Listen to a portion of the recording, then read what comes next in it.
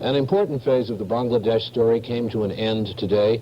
The American Naval Task Force in the Bay of Bengal, which caused such a ruckus in India and here at home, steamed out of the bay today and is now in the South China Sea.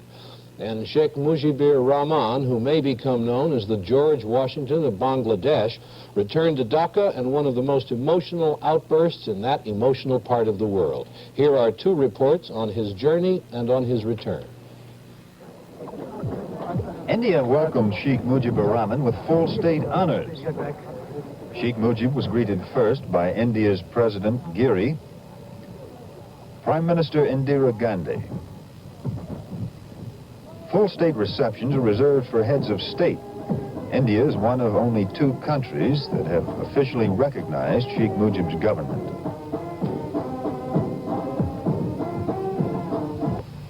I go back now to free, independent, sovereign Bangladesh. I go back not with any hatred in my heart for anyone, but with the satisfaction that truth at last triumphed over falsehood. Sanity over insanity, courage over cowardice, justice over injustice, good over evil. Joy, Bangla, joy, Hind. Having met the dignitaries at the airport, Sheikh Mujib moved to a nearby parade ground for a public meeting. Many Indians had waited for Sheikh Mujib's release from Pakistan as if he were their president. Thousands of them welcomed him. The Indians are proud of their victory in Bangladesh. It has changed the way the world looks at them and the way they view themselves.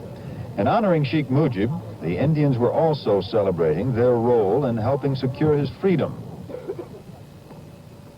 The Indian government had planned an extensive schedule, but Sheikh Mujib cut it short. He left after only 2.5 hours. He said he was in a hurry to get home. Jack Paxton, NBC News, New Delhi. This moment was the culmination of a 22-year struggle by Sheikh Mujibur Rahman for a separate Bengali nation. He has been thrown in jail at least 6 times for his activities. Now he was home in Dhaka, the leader of an independent Bangladesh. His people shouted their adoration. On the airplane ramp, engulfed in well-wishers and flowers, he covered his eyes for a moment, overcome by the emotion of the occasion. Security at the airport was tight, with only a few hundred leading citizens allowed on the tarmac, and hundreds of thousands of other Bengalis who wanted to see him kept outside in the streets. But as soon as the Sheikh appeared, the security broke down and he was swamped. He managed to review an honor guard of Bangladesh soldiers, sailors, and airmen, and he moved partway down a red-carpeted reception line, but then the crush became too great and he cut short the ceremonies. Sheikh Mujib climbed into an open truck for his motorcade through the streets. Dozens of young men, some of them guerrilla fighters in the war, tried to climb in with him. As many as 1 million people jammed the streets to cheer their leader, shouting, "Long live Bangladesh" and "Long live Sheikh Mujib." At times, the truck could not move at all. The street was so jammed. Many people were trampled. Obviously, Sheikh Mujibur was first in the hearts of his countrymen as he began his presidency. However, when the celebrations end and he starts to run the government, he will face economic, political, and diplomatic problems so enormous they will test even his great popularity.